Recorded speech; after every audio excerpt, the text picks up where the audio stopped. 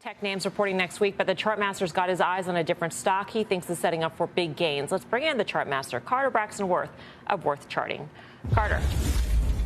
Well, one we haven't talked about in a while is Corning. At least I haven't, and so I thought, let us do it. We can go right to the charts and try to figure it out together. But here's a stock that acts well. It's doubled the performance of the SPY and the QQQ off the October low. But there's a chart, no drawings, no annotations. Let's do some. Next iteration.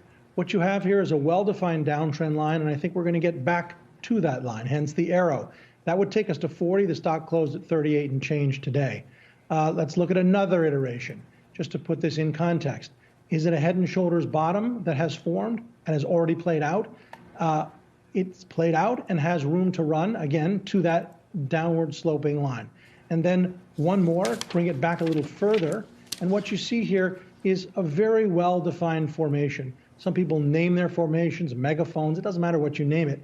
You can see that the stock, like a pinball machine, has trafficked inside those lines. And just as we ricocheted off the bottom, I think we're going to get back to the top for the third time. Again, that takes us to the 40 level. Wow, Corning, we haven't mentioned that one. I mean, I feel like that's Fast Money Classic time, like 10 years ago when Gorilla Glass first came out.